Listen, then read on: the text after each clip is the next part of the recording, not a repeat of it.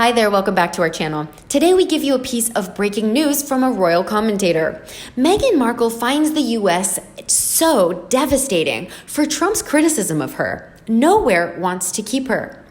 It's a slam on the current president, I believe, since Meghan's hatred for President Trump is well known.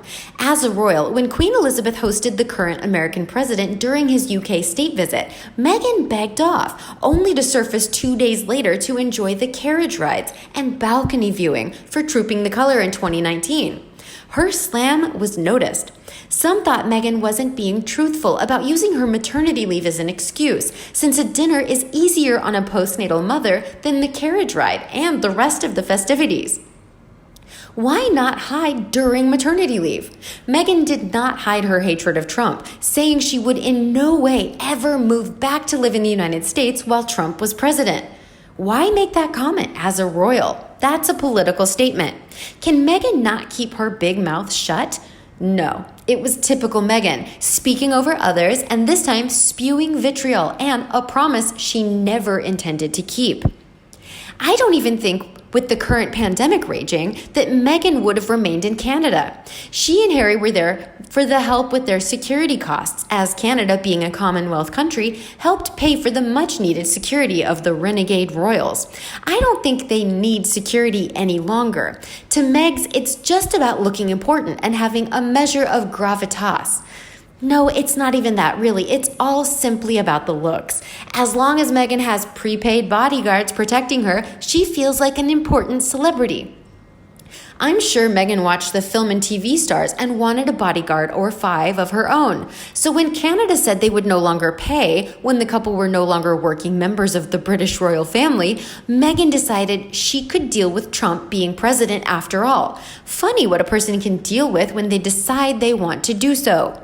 Meghan couldn't deal with being hounded by the paparazzi and the UK's racist media, and she desperately needed peace and quiet. So on to Hollywood cracks me up every time because it's such a funny lie. Tell the truth for once, Meghan. It would have been far better for her respectability to up and say, I never wanted to be a royal.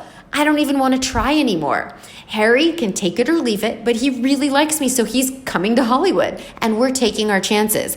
By the way, we want paid security like we have in Britain, and we'll forgo 5% of our funds, but want the rest of that sweet 95% that Charles kicks in for us. Thank you so much. That would have helped her career. Truth, not lies. She wasn't fooling even the Sussex squad with that one, but they sugarcoat most everything she plagiarizes or says. Meghan likely found nothing missing, other than the US dealing with COVID-19, and aren't we all devastated by it? I am. My kid's at college taking all online classes for his senior year. Great. I can't visit my family in the hospital. I can't even travel on a plane. I have a compromised immune system, so this is extra fun. I have to drive the whole way. My stores are running low on so many items, and we Americans cannot travel outside the US since no one's having us. But better generations knew patience and practiced it. I think that is what's bothering Meghan, since she tried to be the fount of knowledge on all things COVID on their Instagram. They were both laughed at just because they aren't scientists or doctors. So Meghan tried Black Lives Matter. That lasted a minute.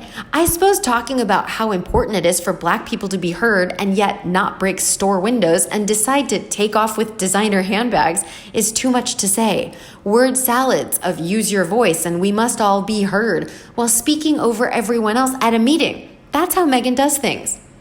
Did the homeless on the streets devastate her? We know she didn't help her homeless nephew, and Megs made sure to scoot the homeless off the streets of Windsor, so her carriage ride would look perfect.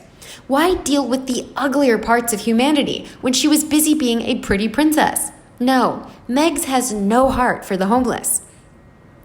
I think she was devastated to be back with no acting gig, a husband with no military to help as the prince was not in his realm any longer. The house was gorge, but it was rented or loaned. Going outdoors was tough because Megs had to call the paps so they could notice her. That's tedious. In the UK, everyone and their brother knew Prince Harry, and they genuinely liked the guy, pre-Meghan. Not being noticed, not snagging that voiceover job with Disney when Beyoncé did, was devastating.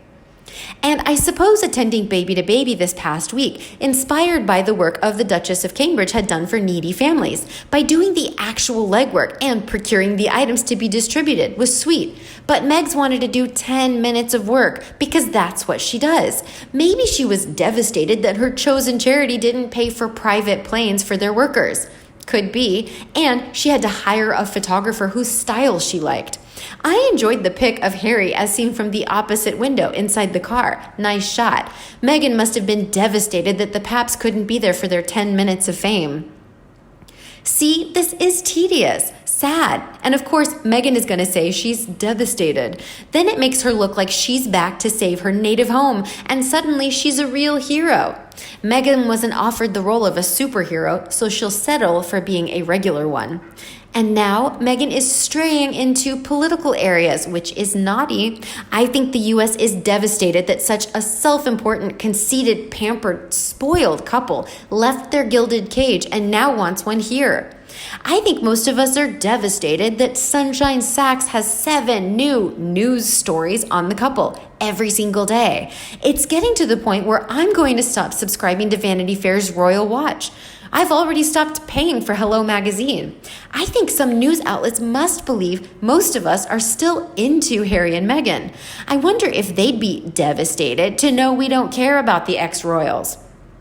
I wonder when Prince Charles will stop paying their attorney's fees, their Sunshine Sachs bills, and Omid Scobie's rent and board while he acts as the spokesman for Meghan and that guy who's with her. As for what I say about the devastated Meghan, I'm devastated that she's still storming the gates of Buckingham Palace. I'm devastated that she bullies Catherine, the better Duchess by far, who will be queen no matter what Meghan's Twittered followers say about killing the family so Meghan can be queen. That would be the end of the monarchy. I will answer questions about Meghan until she's off the royal payroll, has no titles, or isn't the wife of a prince. Another royal commentator had this to say. Was Oprah Winfrey one of Meghan Markle's 5 bodyguards? No, I don't think Oprah is a good friend of Meghan's at all, though I believe Oprah regards Harry quite well. Not as friends exactly, but as co-workers in their mental health series for television to be aired on Apple TV in 2021. We know Meghan had Oprah attend the royal wedding of Prince Harry, but Oprah was attending because royalty very frequently calls, and when it does, it's an honor to oblige, and Oprah did, just like you or I would too. Oprah likely thought Meghan and Prince Harry were going to stay in Windsor for the rest of their marriage, quite happily, serving their kingdom, because we Americans can't pass up a good royal love story. Oprah couldn't have foreseen that Meghan planned on leaving the UK from the moment she stepped a well-pedicured toe onto the ground in Britain. Who knew? I don't even think Prince Harry knew. He was supposed to be unhappy yet. Fast forward a year and then some, and everyone knew Meghan was deeply unhappy. Prince Harry fell in step and declared his unhappiness too. Oprah did initially issue a statement in favor of Meghan wanting to flee the UK, but after the barrage of anger and ire facing the Sussexes square in the face, most celebrities began to back away from them. Just a fun pic of celebrities meeting up at Meghan's wedding. Why? Well, there seems to be more Brits and people all over the UK too, plus Americans, who prefer their royals to be kind to the Queen, and certainly to the Duke and Duchess of Cambridge, who did bring 3 beautiful lives into their royal family. I'd much rather have an extra child of the Cambridges contributing to the carbon usage of the world, rather than a preachy couple who use private planes to travel less than 90 miles and live in houses that carry mortgages on them, without paying back for the ultra refurbished of a cottage that they had no intention of ever using. Oprah is probably like most people and celebrities in this world. They like their royals to be royalty in their respective countries, meaning Harry and Meghan were worth more in Windsor than Montecito. That said, Oprah can help the couple using her connections, and it seems like she's done just that. Tyler Perry is a good friend of Oprah, and she likely inquired if the displaced Harry and Meghan could hang out at his empty LA abode for a while. Oprah's good at networking. Meghan's good at networking too. So when the news said she liked the same authors as Oprah did, well, that's Sunshine Sachs working to make us think Meghan is tight with Oprah. And that's what they're paid to do. Sunshine is supposed to make Meghan and Harry by default look better. Great, in fact. So the news is filled with all sorts of clickbait, but I'm not clicking. Meghan wants to be friends with Oprah. Oprah knows better. What if the toxic person is really Meghan Markle and not all the other people and countries Meghan has labeled toxic and then ghosted? Oprah can't be buddy-buddy with a toxic friend. Sunshine has been working hard for the erstwhile Duchess of, well, it's somewhere in Britain. How about you? What do you think of Trump's criticism of Meghan Markle? Please let us know in the comment section below. Don't forget to like and share with your own followers. And as always, subscribe to our channel for all the latest news on the royal family, Meghan Markle and Prince Harry right here. Thanks for watching, and we'll see you in the next video.